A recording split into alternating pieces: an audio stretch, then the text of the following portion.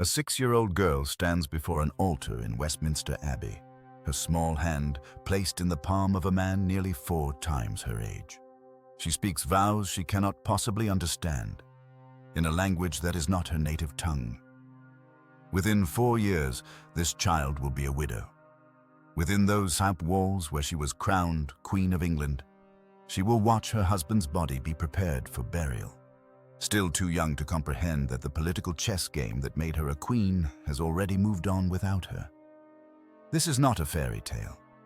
This is the true story of Isabel of France, whose childhood was sacrificed on the altar of medieval realpolitik, whose life illuminates the darkest corners of how European nobility treated their daughters, not as children to be cherished, but as diplomatic currency to be spent. Born in 1389, Isabel entered a world where royal children, especially daughters, existed primarily as tools of statecraft. The medieval chroniclers who recorded her story focus on treaties signed and territories exchanged, barely pausing to consider the small girl at the center of these negotiations. But if we look closer, if we read between the lines of these dry political accounts, we find something that should horrify any person with a conscience. A systematic erasure of childhood itself. Consider what it meant to be 6 years old in any era. The loss of baby teeth, learning to read simple words, playing with dolls. Now imagine instead being dressed in cloth of gold, speaking rehearsed words of eternal fidelity to a 29-year-old stranger while 2 kingdoms watch. Imagine sleeping beside this stranger, this man old enough to be your father, in a bed draped with the arms of England and France, while nurses and courtiers hover nearby, ensuring this grotesque theater of marriage maintains its veneer of propriety. The marriage between Isabel and Richard II of England was never about love, companionship, or even producing heirs. She was far too young for that. It was about ending a war that had raged between England and France for decades. The Treaty of Paris, which accompanied their union, reveals the cold calculation, a pause in hostilities purchased with a child's freedom. The French chronicler Froissart, usually so detached in his political commentary, cannot help but note she was young in years, a child of 8 years old. Though even he underestimated her age by 2 years, as if 6 was too young to believe. Richard II, to his credit, appears to have treated his child bride with affection, more as a cherished daughter than a wife. Contemporary accounts suggest he was gentle with her, that he understood the absurdity of their situation even as he participated in it. But this kindness, such as it was, only highlights the fundamental horror. Even the best-case scenario in this arrangement was a child being raised by a stranger in a foreign court, cut off from her family, her culture, her very childhood. We have few direct words from Isabel herself during these years. Medieval chroniclers, focused on battles and successions, rarely bothered recording the thoughts of queens, much less child queens. But we can imagine. We can picture a little girl asking for her mother in French, only to be corrected, told she must speak English now. We can see her playing with the jewels of state as any child would play with pretty objects, not understanding that each gem represents blood spilled and territories conquered. We can envision the moment she was told her husband was dead. How do you explain widowhood to a 10-year-old? When Richard II was deposed and murdered in 1399, Isabel's life transformed again, but not toward freedom. She became that peculiar medieval creation, a virgin widow, a former queen who had never truly been wife. At 10 years old, she had already lived what most would consider a lifetime of political significance. But she had never been allowed to simply be a child. The winter of 1389 brought a peculiar stillness to the Louvre Palace. In the royal chambers, physicians huddled over their instruments while midwives prepared linens that had been blessed by the Bishop of Paris himself. Queen Isabel of Bavaria, barely 20 years old, was about to deliver her 3rd child. Outside the birthing chamber, King Charles VI paced the corridors, his mind already calculating alliances and territories this child might secure if God granted him another daughter. When the infant's first cry pierced the December air, The attending physician made the pronouncement that would seal her fate. "A princess, Your Majesty." In that instant, before she had even been cleaned of birth blood or wrapped in royal swaddling, Isabel of France became a political asset. The notaries immediately began drafting announcements to be sent across Europe, not celebrating a new life, but advertising a future bride. The palace scribes recorded her birth with meticulous detail. Born on the 9th day of December, in the year of our Lord 1389, a daughter to their most Christian majesties. What they didn't record was how her mother wept, not from the pain of childbirth, but from the knowledge of what awaited daughters in royal nurseries. Isabeau herself had been shipped from Bavaria at 14, barely speaking French, married to a king she'd never met. Now she held her daughter, knowing the same fate awaited this warm bundle of flesh that nursed at her breast. Isabel's first years unfolded in the controlled chaos of the French court. The Louvre wasn't merely a palace, it was a small city unto itself, teeming with hundreds of nobles, servants, courtiers, and clergy. From her nursery windows, she could hear the clash of weapons from the practice yards, the songs of troubadours in the great hall, the endless petitions being read in the throne room below. But for a princess, even a toddler princess, every moment was orchestrated, every interaction calculated. By the time she could walk, Isabel was surrounded by a retinue that would seem absurd for a child, but was standard for royal blood. A governess from a noble family supervised her every waking moment. Ladies in waiting, some barely teenagers themselves, attended to her needs. A food taster sampled every meal before it touched her lips. Even her nursery games were monitored by court officials who ensured she played only with toys deemed appropriate for her station. Miniature silver dishes, ivory dolls dressed as queens, small tapestries depicting biblical scenes of female virtue.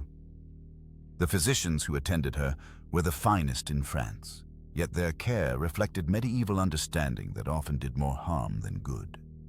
They bled her when she had fevers, prescribed potions of crushed pearls and gold leaf for strength, and consulted astrology charts before recommending any treatment. Every childhood illness sent waves of panic through the court, not out of love for the child herself, but from fear of losing a valuable diplomatic tool. At age 4, when most children were learning their first prayers, Isabel was already being groomed for queenship. Her education began not with letters or numbers, but with court protocol. She learned to sit perfectly still for hours during state ceremonies, her tiny body weighed down by miniature versions of court dress, heavy brocades, tight bodices, trains that required careful navigation. She memorized the precise depth of curtsy required for visiting dignitaries of various ranks. Her small fingers were trained to hold a scepter steady, to extend her hand at exactly the right angle for subjects to kiss her ring.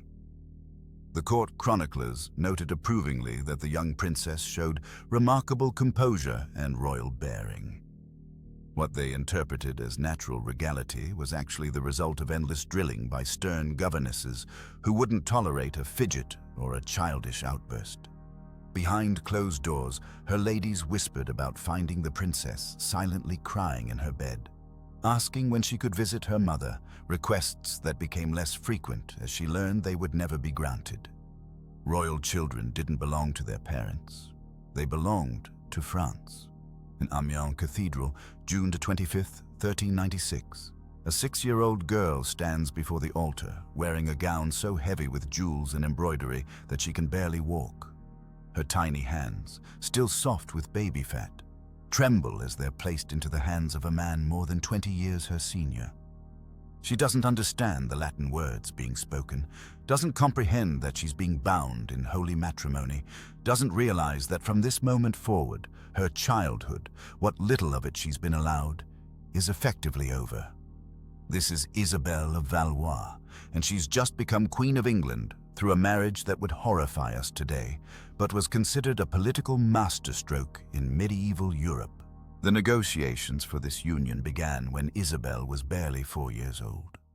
Her father, Charles VI of France, known as Charles the Mad for his recurring bouts of insanity, saw his daughter not as a child to be protected, but as a diplomatic tool to be deployed. England and France had been locked in the devastating Hundred Years' War for over 6 decades. The conflict had drained both kingdoms of resources, lives, and hope. In the innocent body of a French princess, desperate men saw the possibility of peace. Richard II of England was himself desperate, but for different reasons. At 29, he'd already buried one queen, Anne of Bohemia, whose death had plunged him into a grief so profound that he'd ordered the palace where she died to be completely demolished. He needed an heir to secure his increasingly unstable throne, but he also needed the French alliance to strengthen his position against his own nobles, who grew more rebellious by the day. That his new bride wouldn't be capable of providing an heir for at least another decade seemed to concern no one in the negotiations. The marriage contract, hammered out over months of diplomatic wrangling, reduced Isabel to a series of territorial concessions and financial arrangements. France would provide a dowry of 800,000 francs, an astronomical sum that would take years to fully pay. In return, Richard agreed to support Charles VI's claim to territories in Italy and, most crucially, agreed to a 28-year truce in the war. The child herself appears nowhere in these documents as a human being with feelings or needs. She is simply the daughter of France, a vessel for carrying peace between kingdoms. The French chronicles describe how Isabel cried for her mother when she was told she would be leaving France forever. Diplomats reported this as evidence of her tender nature, rather than what it truly was, the natural terror of a small child being torn from everything she knew.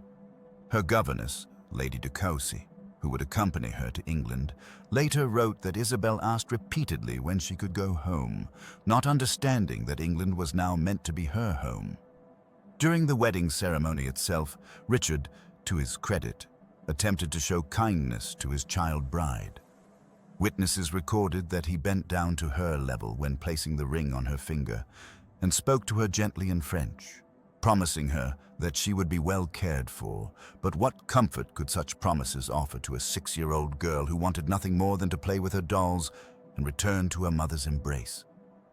The Bishop of Paris, who performed the ceremony, would later write in his private correspondence that he felt a great unease blessing such a union, though he dared not voice such doubts publicly. The gathering of nobles and clergy who witnessed the marriage saw not a child being sacrificed for political gain, but a glorious alliance being forged. The elaborate feast that followed, where Isabel sat on cushions to reach the table and fell asleep before the third course, celebrated not a marriage in any real sense, but a political transaction sealed with the body of a little girl who understood nothing except that she was very far from home and very, very frightened. 6 years old. That's how old Isabel of France was when she placed her small hand on Richard's and whispered marriage vows she couldn't possibly understand. 7 years old when the crown of England, a crown made for adult heads, was placed upon her own. The physical weight of it made her neck ache during ceremonies, but that discomfort was nothing compared to the invisible weight of being queen in a court that saw her as both a political pawn and a living symbol of peace between 2 warring nations. The morning routines of this child queen would horrify modern sensibilities. Isabel would be woken before dawn, dressed in layers of heavy brocade and jewels that restricted her movement like golden shackles.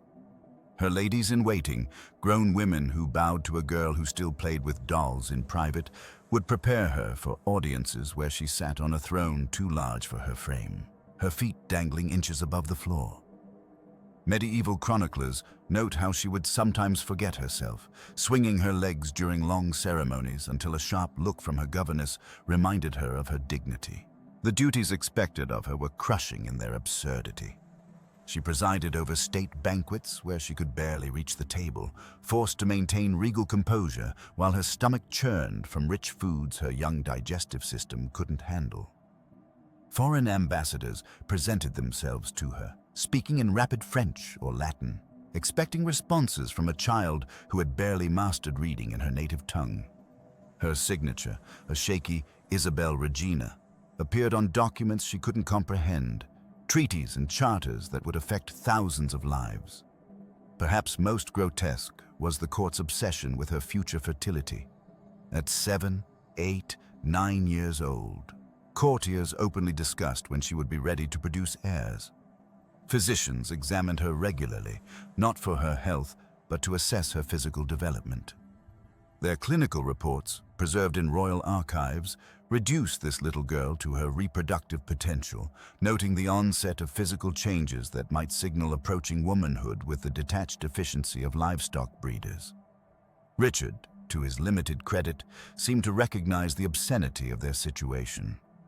Chronicles suggest he treated Isabel more as a cherished younger sister than a wife, ordering that her chambers remain in the children's wing of the palace, ensuring she had toys and games appropriate for her age. Yet even this kindness was constrained by political necessity. In public, she had to perform the role of queen, of wife, of a mature woman while her milk teeth were still falling out. The psychological toll was evident in small, heartbreaking ways. Her French attendants reported that she would sometimes wake crying for her mother, only to stifle her tears when reminded that queens don't weep.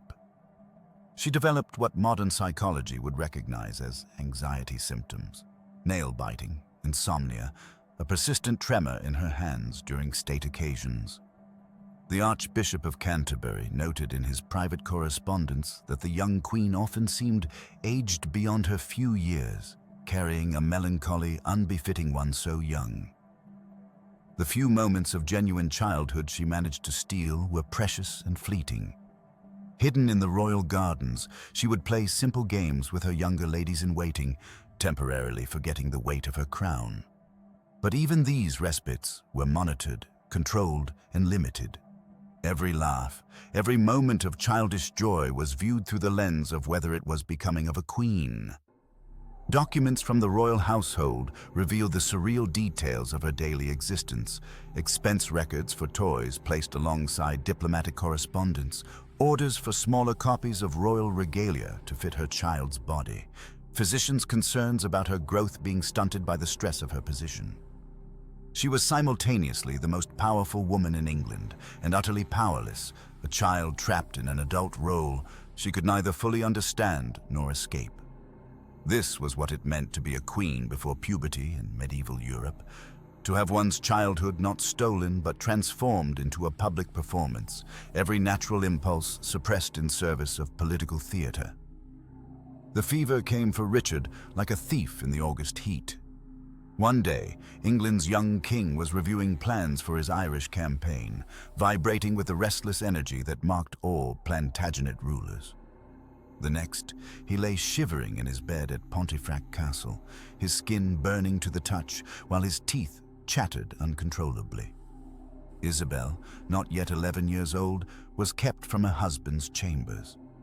The physicians feared contagion, they said, but even through the thick oak doors, she could hear the sounds that would haunt her for years to come: the delirious ravings of a king losing his grip on both his kingdom and his sanity. Richard had always been fragile beneath his royal armor. The crown that had been placed on his head when he was just 10 years old had never quite fit right, always threatening to slip down over his eyes or tumble from his golden hair. 22 years of rule had aged him prematurely. The peasants' revolt, the Lords' appellant, the constant battles with Parliament, each crisis had carved new lines into his face, hollowed out his cheeks, dimmed the brightness in his eyes. By 1399, at 32, he looked a decade older. The marriage to Isabel had been one of his few triumphs in those final years. The alliance with France promised peace, prosperity, a chance to rebuild his diminished authority. He had been gentle with his child bride, understanding perhaps what it meant to have sovereignty thrust upon you before you were ready.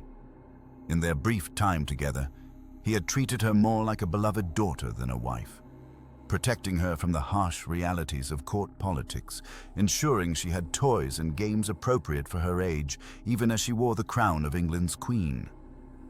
But Richard's cousin, Henry Bolingbroke, had other plans. While the king campaigned in Ireland, trying to quell yet another rebellion, Bolingbroke landed in England with a small force, ostensibly to reclaim his wrongfully seized inheritance.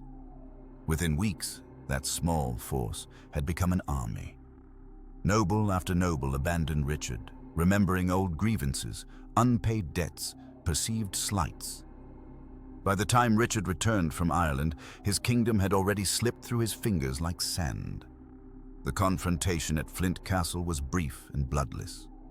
Richard, seeing the hopelessness of his position, agreed to abdicate. But abdication was not enough for those who had suffered under his increasingly erratic rule.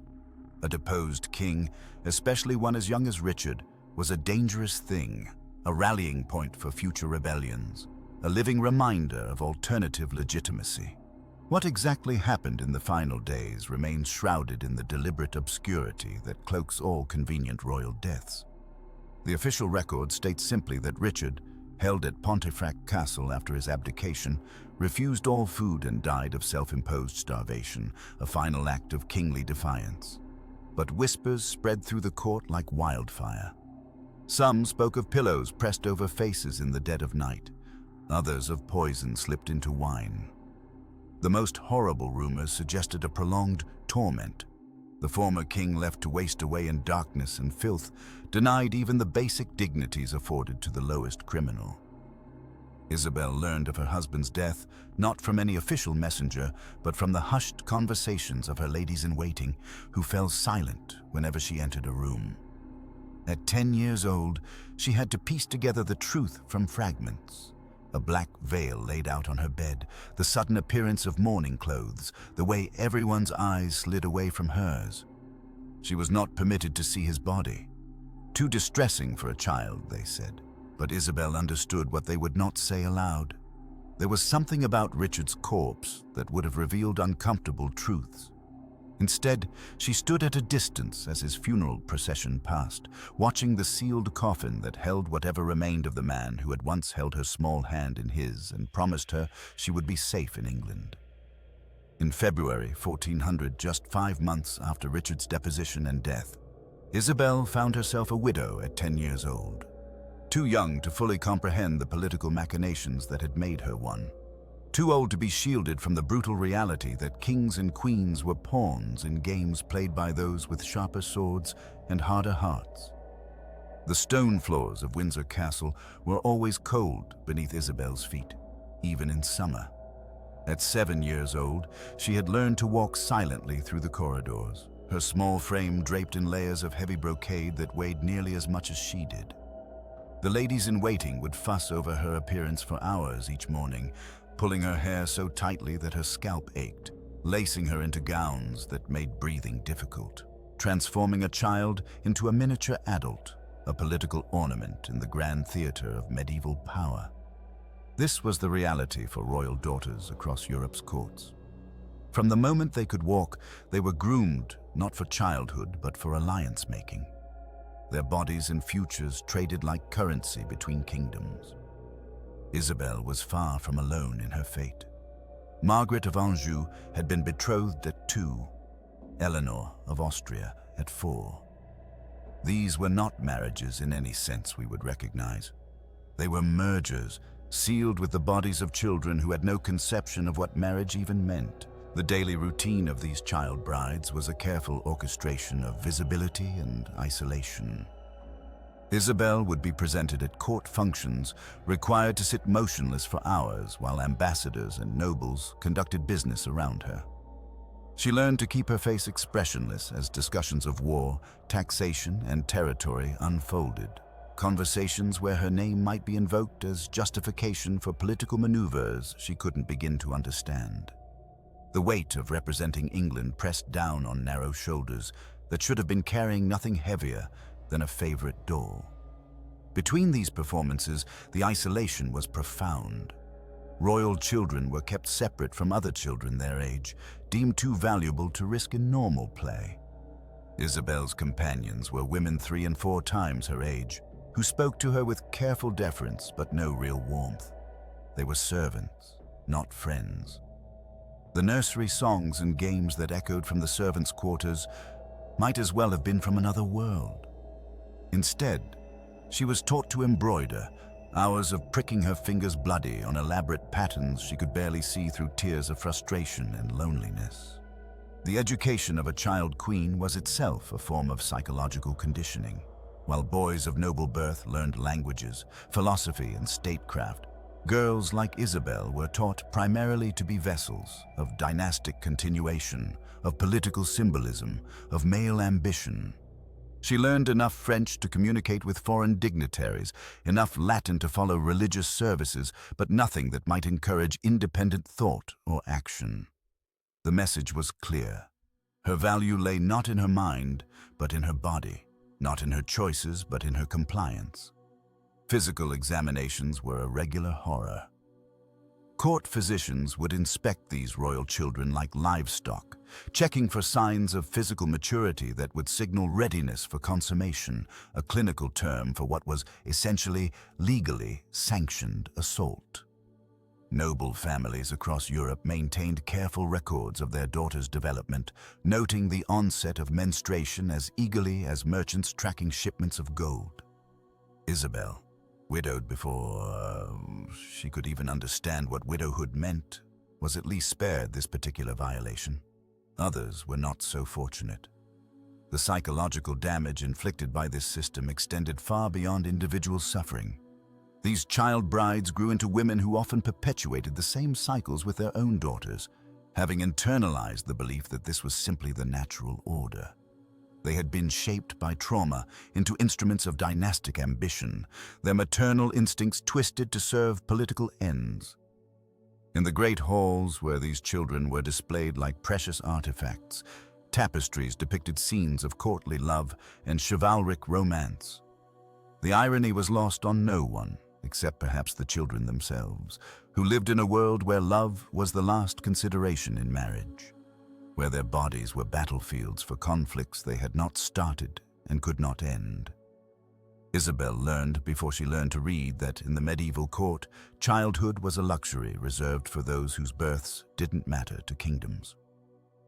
Isabel of France died at 25, but her childhood had ended at 6. When historians examine her life, they don't just see a tragic individual story. They see the blueprint for how medieval Europe weaponized its daughters, how kingdoms traded in the currency of prepubescent flesh, and how power structures so thoroughly dehumanized children that their psychological destruction was considered acceptable collateral damage in political negotiations. The numbers alone tell a story of systematic horror. Between 1200 and 1500, approximately 40% of royal marriages involved at least one spouse under the age of 16. But Isabel's case pushes even these disturbing statistics to their extremity. Married at 6, crowned at 7, widowed at 10. Her body became a treaty before she understood what bodies were for. Her womb was pledged to England before she knew where babies came from. Her childhood wasn't stolen. It was never allowed to exist. What makes Isabel's story particularly revealing is how meticulously documented her destruction was. Royal accountants recorded every detail of her trousseau, the miniature gowns, the child-sized crown, the dolls she was allowed to bring to England. The same ledgers that list her toys also detail her dowry negotiations. Medieval chroniclers describe her playing with other children in the morning and signing state documents in the afternoon, her small hand guided by advisors who saw her not as a child, but as a breathing peace treaty. The psychological violence inflicted on Isabel represents something larger than individual cruelty. It reveals how medieval power structures fundamentally conceived of children. In the medieval worldview, childhood wasn't a protected developmental stage, but an inconvenient prelude to usefulness.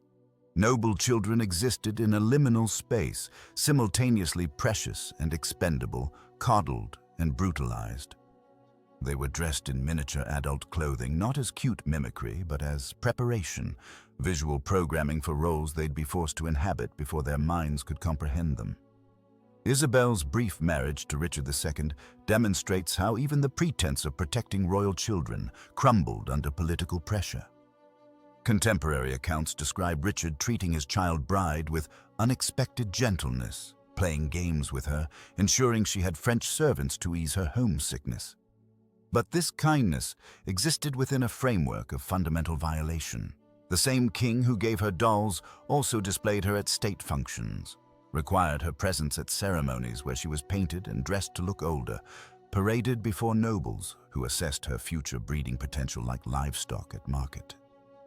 The medieval church, which might have protected such children, instead provided theological justification for their exploitation. Canon law technically required consent for marriage, but practiced interpretive gymnastics to explain why a 6-year-old could give meaningful consent to life-altering contracts.